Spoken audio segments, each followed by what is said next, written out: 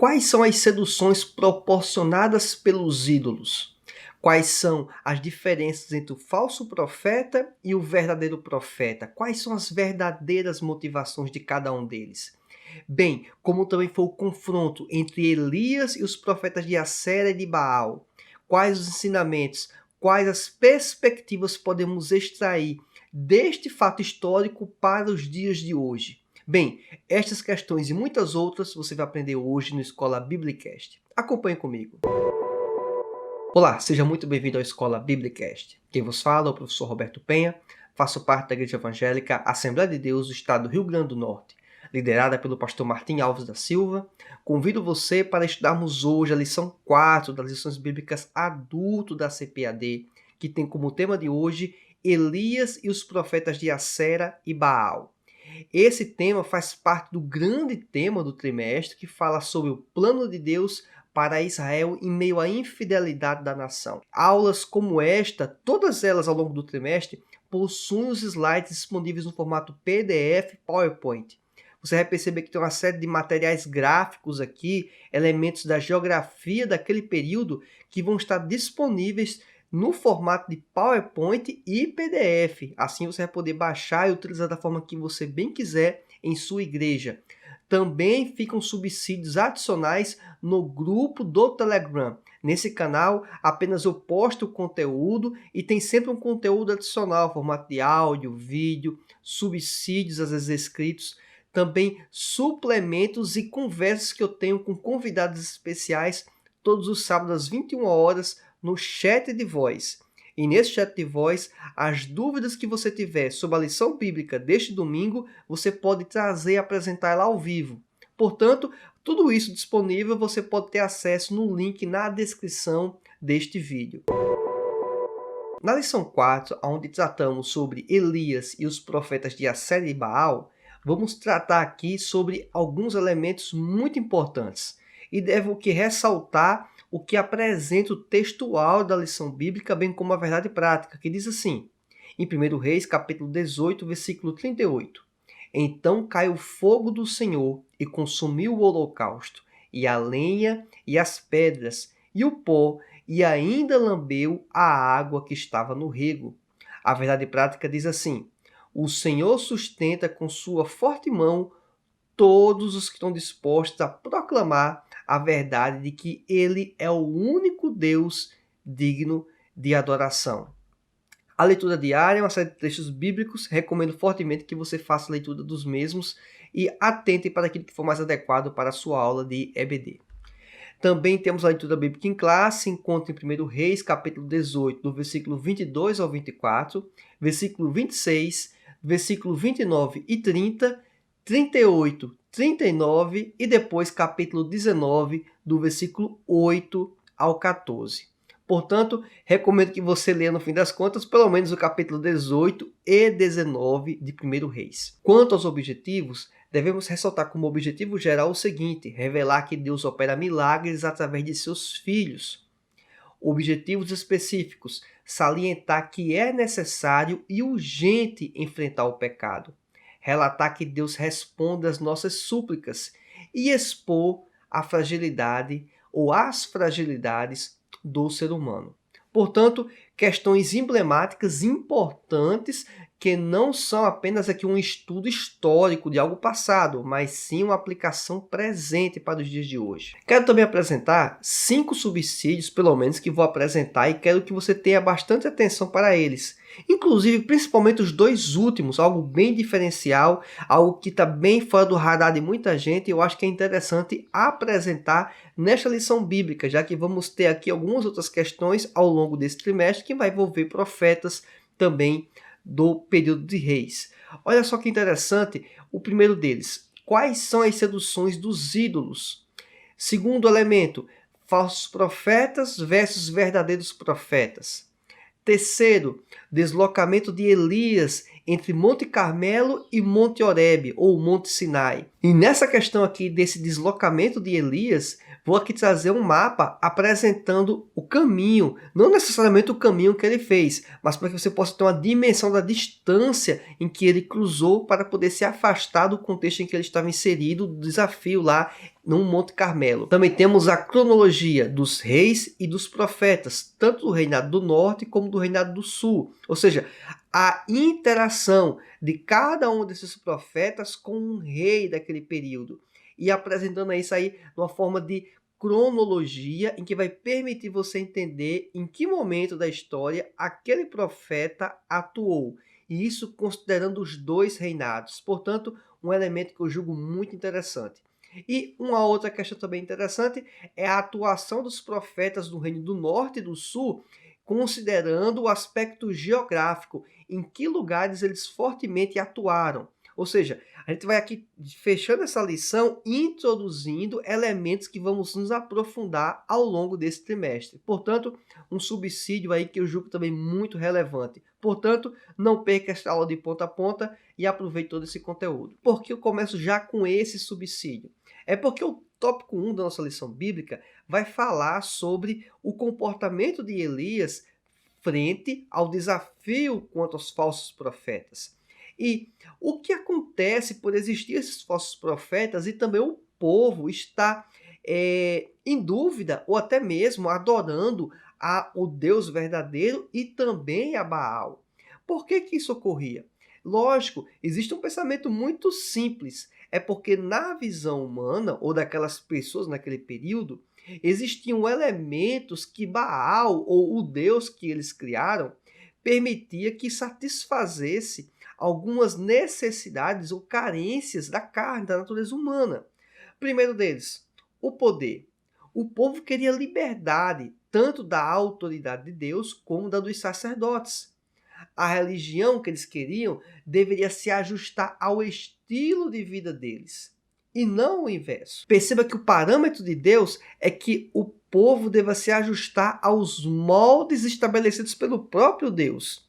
E não, o ser humano, ele quer que ele seja o senhor do seu próprio caminhar. Ele quer ser o dono dos seus passos.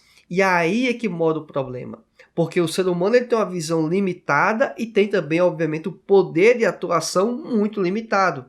Portanto, esse tipo de escolha é totalmente equivocada, mas naquele período acontece o que ocorre nos dias de hoje. As pessoas entendem que podem chegar a uma melhor espiritualidade por meio de suas escolhas, por meio daquilo que acha que é melhor. E a escolha de um Deus que não fosse o verdadeiro Deus permitiria que se ajustasse aos parâmetros que eu quero viver, que naquele período eles queriam viver. Perceba então que isso torna-se um grave problema. Outro elemento também que devemos considerar é o prazer. Poxa, o prazer. A adoração aos ídolos naquele período, naquele contexto, envolvia elementos de sensualidade. Exaltava-se a sensualidade. Sem responsabilidade ou culpa. Ou seja, aquilo que eles faziam que aos olhos do verdadeiro Deus seria pecado, seria uma prática desaprovada para aquele período, naquele contexto, com aquele Deus que eles estavam servindo, era algo absolutamente comum e não ficaria peso algum na consciência. Então o povo representava as personalidades malignas e sensualmente corruptas dos deuses que o adoravam. Ou seja, aquele Deus era uma projeção daquilo que as pessoas eram. Na verdade, aquele Deus projetava as falhas e os pecados do próprio povo. Outro elemento também importante, a paixão. As pessoas naquele contexto, para aquele período, não eram vistas como indivíduos, mas podiam ser exploradas sexual, política e economicamente. As pessoas deixaram que a atração e a paixão física as domine. E aí, também, mais uma vez, uma questão problemática. Outra, e por última, o louvor e a popularidade. A suprema e santa natureza de Deus foi substituída por quê? Por deuses que eram mais um reflexo da natureza humana, algo culturalmente muito mais satisfatório para o povo. Ou seja, aquilo que as pessoas estavam espelhadas em seus deuses. E no caso em específico, principalmente Baal. E uma interessante questão a ser colocada é que esta reflexão de existir esses falsos deuses levou também a existir profetas desses falsos deuses. Perceba que um equívoco, uma falha vai proporcionando um aprofundamento desse erro. Perceba que a questão problemática iniciou-se quando Jeroboão trouxe elementos sincréticos para o meio do povo. Esses elementos foram aprofundados por outros reis, que foram piores do que o próprio Jeroboão, como inclusive Acabe. E isso trouxe um afastamento ainda maior do povo de Deus. E aí, para que o povo tivesse ainda mais uma liberdade, entre aspas, religiosa também, da perspectiva até humana, não existia uma figura sacerdotal que lhe indicasse o caminho ou que fizessem eles fazerem uma autoavaliação. Eles criaram os seus falsos profetas, os profetas desses deuses. E esses profetas, existiam aí diferenças gritantes em relação aos verdadeiros profetas. Algumas contraposições que quero apresentar para você, extraídas da Bíblia de Estudo e Aplicação Pessoal. O primeiro deles, o falso profeta trabalha por propósitos políticos e para benefício próprio. Enquanto que o verdadeiro profeta, ele trabalhava para agradar a Deus e ao povo. A motivação dele era espiritual. Então, já percebemos uma grande diferença. E aqui podemos extrair mais uma vez um elemento muito importante para a perspectiva dos dias atuais em que vivemos. Eu quero também aproveitar mais uma vez e bater nessa tecla. Alguém pode estar pensando, poxa, Roberto já está sendo chato. Toda lição bíblica está falando sobre profetas que estão se vendendo politicamente. É porque este trimestre vai tratar de questões como esta. Os profetas enfrentavam os líderes civis que estavam fazendo coisas equivocadas. E mais uma vez eu reforço, existem homens de Deus, ou pelo menos que deveriam ser homens de Deus, que estão se vendendo para interesses políticos e de benefício próprio. E olha que eu não estou falando de alguém que simplesmente deixa de falar. Eu estou falando daquela pessoa que passa a fazer parte do sistema, o que é muito pior. Ou seja, e isso está ocorrendo na nossa realidade. E isso está ocorrendo aqui no Brasil. Então, peço que você, como membro de uma igreja, você que faz parte do corpo de Cristo, que considere esses elementos para que você possa tomar decisões prudentes e não aprovar esse tipo de comportamento. Nós devemos denunciar as falhas, denunciar os equívocos. Então, esse é um ponto que devemos considerar fortemente, por mais que isso possa trazer prejuízos pessoais. Outro elemento também que devemos considerar é que os falsos profetas detinham posições de grande riqueza. Lógico, se eu estou me associando ao governante de plantão, a grande chance de eu receber algum benefício em contrapartida é enorme. É por isso, inclusive, que eu sei que alguns estão se vendendo porque, na verdade, estão recebendo, né? É uma venda e tem uma contrapartida. É bem verdade que alguns se vendem de graça. Outra questão também é que naquele período principalmente, os verdadeiros profetas, eles possuíam nada ou quase nada. É uma questão bem interessante, né? Aqueles profetas que estavam vinculados às falsas religiões, estavam lá associados ao governante de plantão, tinham lá as suas regalias. Aqueles que eram contra o sistema, obviamente os profetas, eles ficavam à margem e não tinha nenhum tipo de assistência, lógico, né?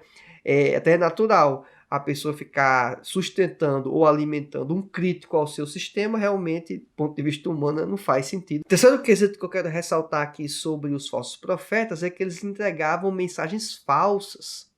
Eles não apresentavam a verdade. Enquanto que os profetas verdadeiros, os profetas de Deus, sempre e apenas entregavam mensagens verdadeiras. Isso aí é uma grande diferença. E o quarto elemento que eu quero ressaltar é que os falsos profetas falavam apenas o que as pessoas queriam ouvir, ou principalmente o que o rei daquele período queria ouvir. E já o profeta de Deus, o verdadeiro profeta, ele não tinha esse tipo de compromisso. Ele falava aquilo que Deus o ordenava, por mais que isso pudesse criar uma impopularidade, né? Ou trazer consequências pessoais para o mesmo, mas ele estava comprometido com Deus e com a obra de Deus. Portanto, de alguma forma, em vários momentos da nossa vida, nós vamos estar se comportando como um falso profeta ou como um verdadeiro profeta. Como assim? As nossas escolhas, as nossas decisões, as nossas convicções que vão repercutir na nossa vida prática vão estar apontando que tipo de comportamento estamos de fato seguindo em nossas vidas. Bem, no tópico 1, vamos tratar aqui um pouco sobre o desafio no Monte Carmelo. Perceba que aqui também estou apresentando mais elementos, mais subsídios adicionais ao que consta na lição bíblica. Nem sequer numerei como subsídios, de fato, essas questões aqui, mas a gente sempre tenta trazer aqui alguma reflexão adicional do que consta na própria lição bíblica, né? Outras uma visão um pouco mais distinta. Até porque, para não falar do mais do mesmo, né? Chover no molhado. Olha o que diz aqui quanto a algumas questões que apresentei, retiradas, obviamente, de um comentário bíblico muito bom, que é o comentário bíblico Vida Nova. Diz assim: o Monte Carmelo não é um monte isolado, mas uma série de montes. Alguém poderia pensar que o Monte Carmelo era apenas um monte, uma montanha específica. Não, ela é uma cadeia de montes. Portanto, o local exato em que aconteceu o embate de Elias com os profetas, os falsos profetas, não se sabe exatamente, em virtude inclusive do próprio espaço, a magnitude que poderia ter ocorrido, certo? Uma outra questão também é que há alguns indícios que o Cerrado Carmelo, né, ou o Monte Carmelo, era um local tradicional para adoração a Baal. E isso é muito interessante notar. Elias, ele não apenas desafiou os falsos profetas, como desafiou os falsos profetas dentro do ambiente em que eles estavam acostumados a trabalhar, a operar, a adorar a Baal. É como se ele estivesse se arriscando, vamos dizer assim, para a visão talvez daqueles que estavam em volta. Lógico que Elias sabia o que estava fazendo, motivado pelo Espírito Santo de Deus. Aí não tem nenhuma questão quanto a isso. Mas para aquelas pessoas em volta, isso trazia ainda mais credibilidade para o que iria ocorrer das atitudes proporcionadas por Deus na vida de Elias diante daquele povo. Então isso é um elemento bem interessante. E Elias não acusa um aspecto interessante, né? O povo de apostasia naquele trecho, mas sugere que o povo estava tentando adorar tanto a Baal como Deus. E é interessante notar isso, porque Baal era o deus da chuva, o deus do clima, e ele proporcionaria na visão daquele povo a garantia de colheitas, a garantia de uma vida sossegada quanto a esses ambientes climáticos, né? Quando precisasse de sol, Baal daria sol. Quando precisasse de chuva, Baal proporcionaria chuva.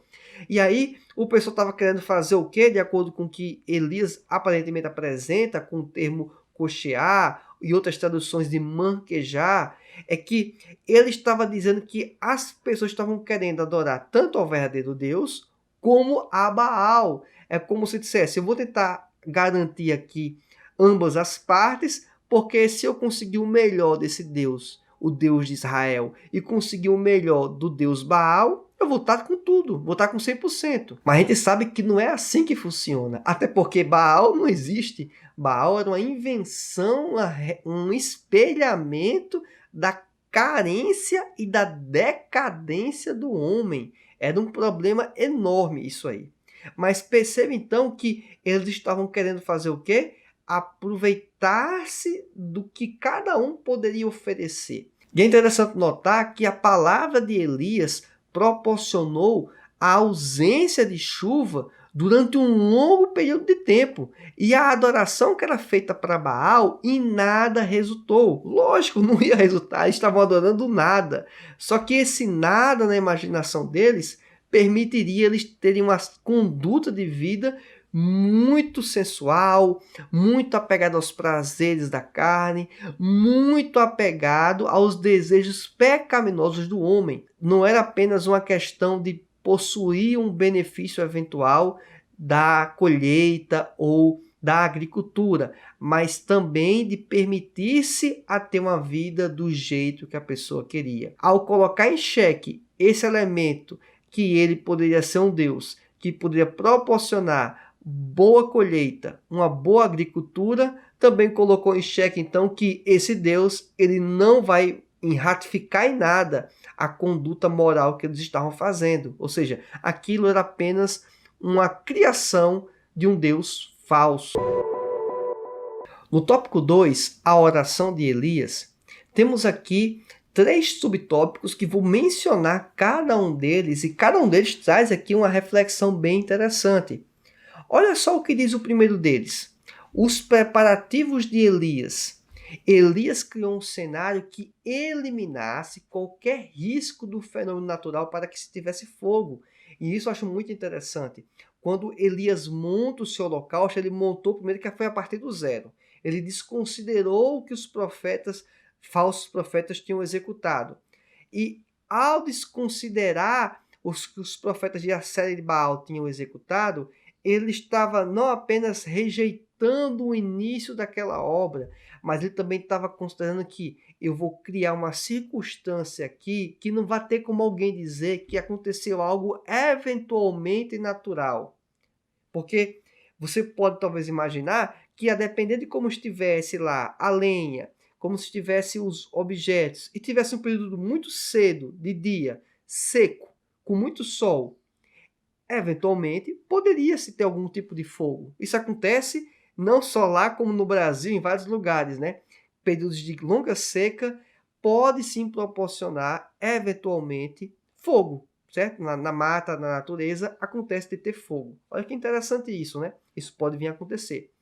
É interessante notar que, além de ele ter começado aquele holocausto do zero, ele coloca água, ele derrama água sobre aquele holocausto, tanto é que sobra água em volta do mesmo. Isso tudo criou um ambiente em que o que Elias propôs, que era trazer fogo sobre aquele holocausto para consumir, se aquilo acontecesse com ele, não tinha como alguém dizer que tinha sido algo de forma natural. Então, é muito interessante esse desafio que Elias faz.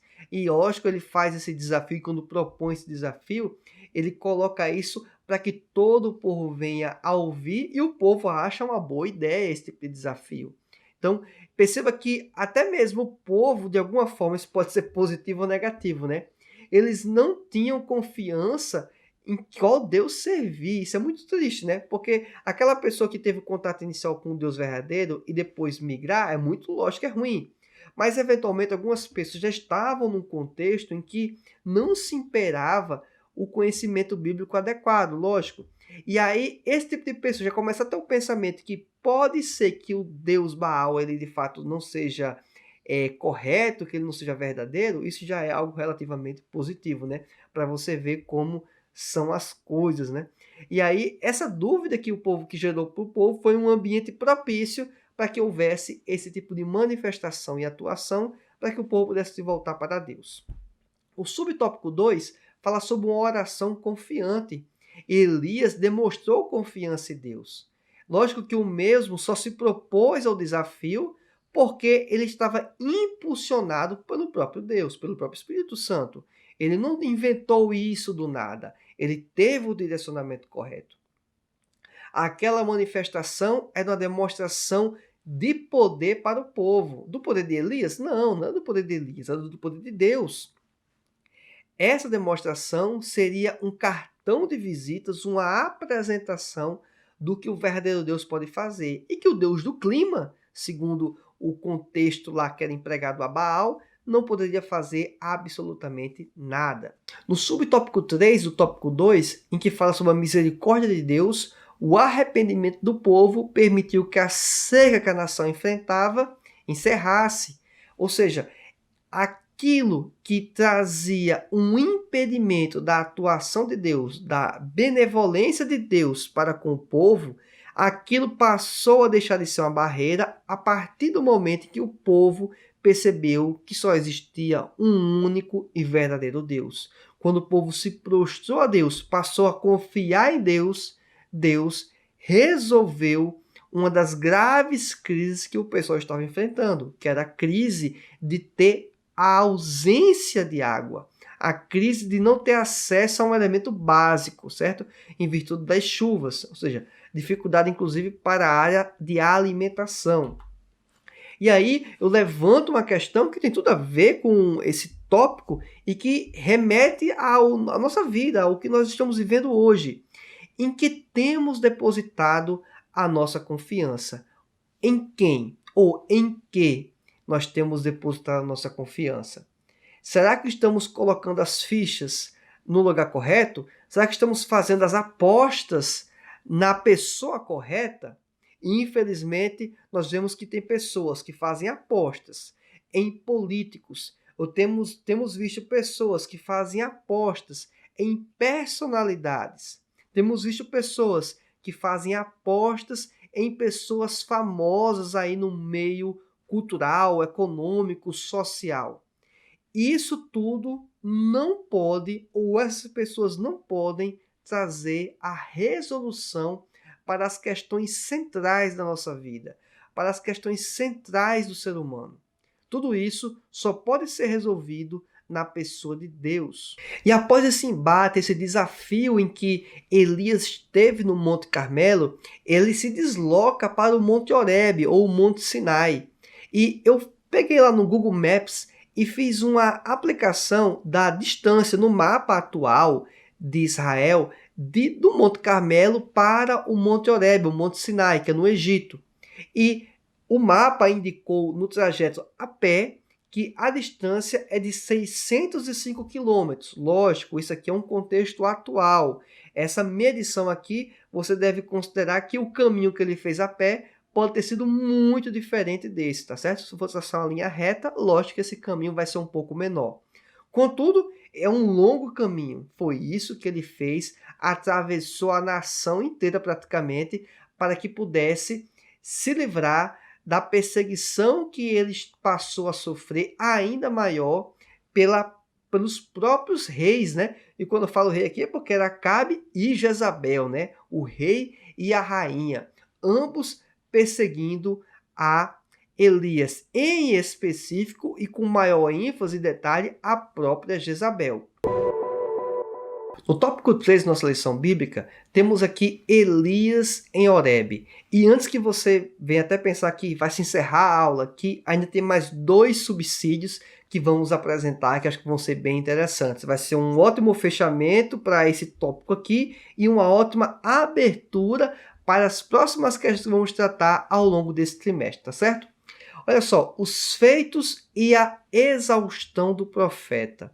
É interessante notar, esse aqui foi um trecho que eu estudei da própria lição bíblica, certo? Na íntegra, que diz assim, Elias chegou à exaustão diante de tantos embates que enfrentou para fazer o povo de Deus retornar ao caminho, conforme 1 Reis capítulo 19, versículo 5.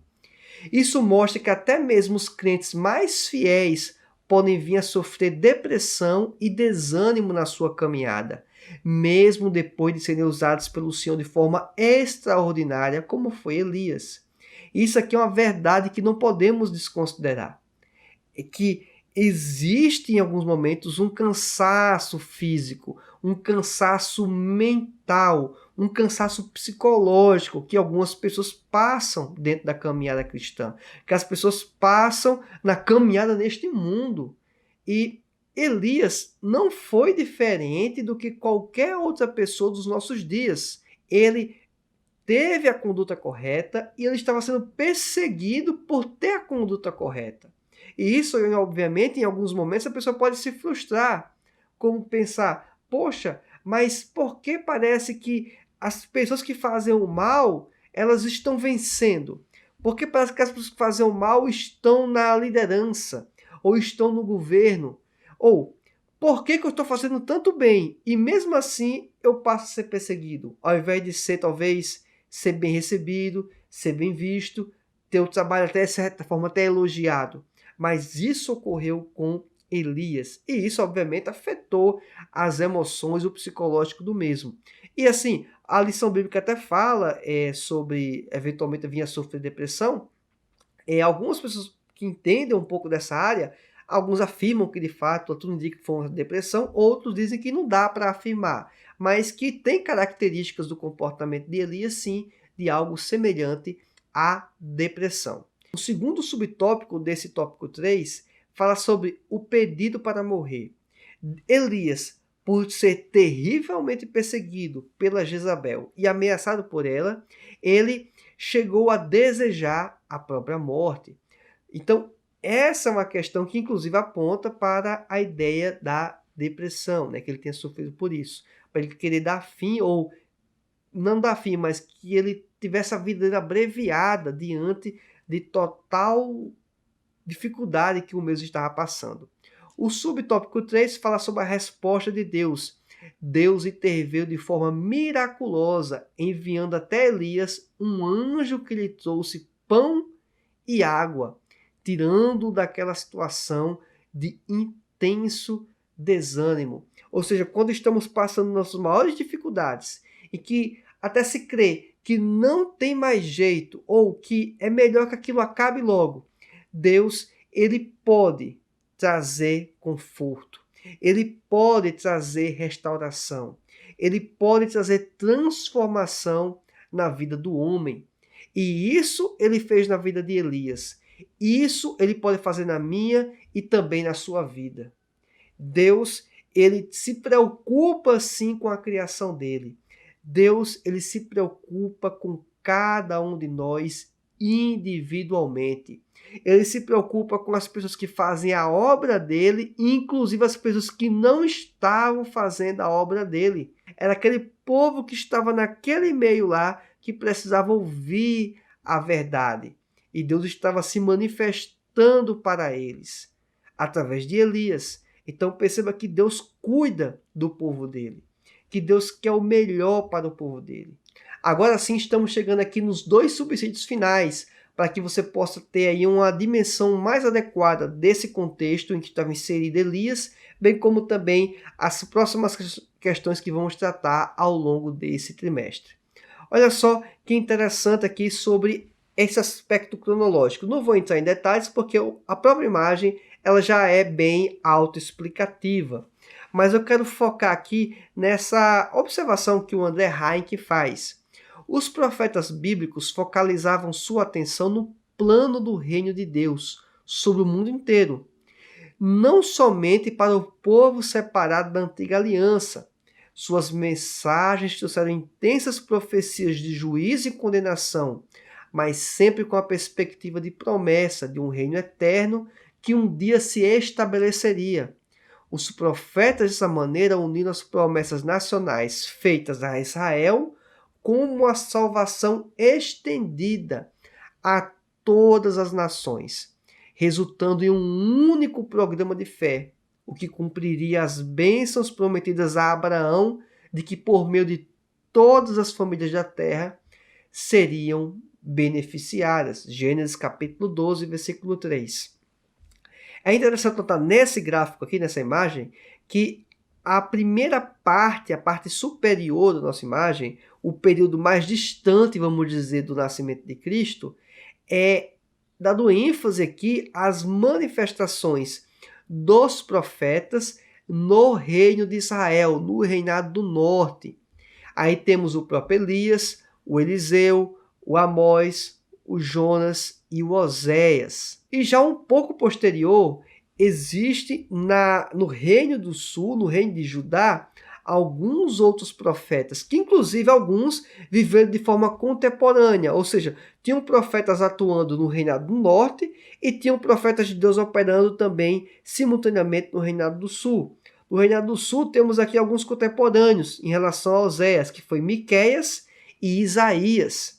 Aí posteriormente vai ter Naum, Daniel, Abacuque, Ageu, Malaquias, assim por diante. Ou seja, uma série de homens de Deus operaram tanto no reinado do norte como no reinado do sul. E lógico, também tivemos Joel e Obadias em um período que se conversou aí com o próprio período de atuação de Elias e também de Eliseu. E aí, obviamente, você vai fazer os apontamentos com os próprios reis de cada lugar no período. Portanto, aí um conteúdo que eu julgo bem interessante, você ter essa visão panorâmica e apresentar para a sua sala de escola bíblica dominical. Se não consegue apresentar essa imagem que está aqui no PowerPoint, que está em formato PDF, que você tenha baixado, você pode fazer o quê? imprimir isso e apresentar à sua turma, né? Então, se a turma tem 10, 15 alunos, tranquilamente você pode imprimir essas imagens e passar aí para os seus alunos, que vai ser, acho que, um material bem interessante, tá certo? Seja para entregar ou até mesmo pelo menos uma cópia, né? E aí você fazer uma exposição a respeito, tá certo? Se não puder usar o data show, a apresentação em slides. Outro subsídio bem interessante é a atuação dos profetas, tanto do Reinado do Norte e do Sul, e de forma geográfica, ou seja, quem é que estava operando e em que lugar específico, né, alguns acontecimentos. Perceba que nesse gráfico, na parte superior, onde está o número 1, rosa, né, é exatamente no Monte Carmelo, aonde foi a atuação de Elias no enfrentamento dos falsos profetas. E aí vai ter uma distribuição também de outras manifestações que ocorreram tanto do Reinado do Norte como do Reinado do Sul. É interessante notar que essas manifestações com esses profetas se dão de diversas maneiras, seja por uma voz audível, de um anjo, do próprio Deus, por sonhos e visões ou outras manifestações peculiares. E aí são algumas das mais diversas possibilidades de atuação, não só naquele período, mas para os dias de hoje também. Lógico, nós somos uma igreja pentecostal, Assembleia de Deus, porque que a gente vai desconsiderar a possibilidade de manifestações, de revelações, de falas para com o povo que não sejam também desse jeito. Lógico que pode acontecer, nós cremos desse jeito. Quanto à conclusão, temos os seguintes pontos a acrescentar. Ainda que à sua volta quase todos estejam contaminados pela idolatria e toda forma de injustiça, o cristão não pode perder o ânimo e a vontade de lutar pela causa do Senhor. Assim como Elias confrontou os profetas de Baal diante da idolatria, os servos do Senhor devem estar dispostos a confrontar todo tipo de pecado. Não podemos negociar as verdades do Evangelho. Não devemos deixar de proclamar aquilo que Deus estabeleceu de forma muito clara nas Escrituras Sagradas para a nossa vida e para a vida da sociedade. E por último, Deus compreende nossos momentos de desânimo e fadiga, pois eles fazem parte da nossa humanidade. E isso aí é algo intrínseco ao homem. Estamos sujeitos a passarem por esses sofrimentos, por esses momentos de dor, por esses momentos de fadiga, de cansaço, de estresse, de depressão. Então, que possamos confiar em Deus para que Ele possa dar um escape, como foi com Elias, para as nossas vidas, para a minha vida e para a sua vida. Imagino que este conteúdo tenha sido bastante relevante para você. Portanto, além do like neste vídeo, convido você para que possa se inscrever neste canal e ativar a opção de notificações, todas as notificações. Assim você vai ficar sabendo toda vez que eu posto um novo material aqui no YouTube. Se você quiser também acompanhar as redes sociais do Escola Biblicast, os links vão constar na descrição deste vídeo, bem como também os slides utilizados nesta apresentação, com todas essas imagens, todos esses subsídios, está disponível na descrição também deste vídeo. Se você quiser acompanhar também o podcast, estou em todos os agregadores de podcast com a edição específica para que possa melhor lhe agradar.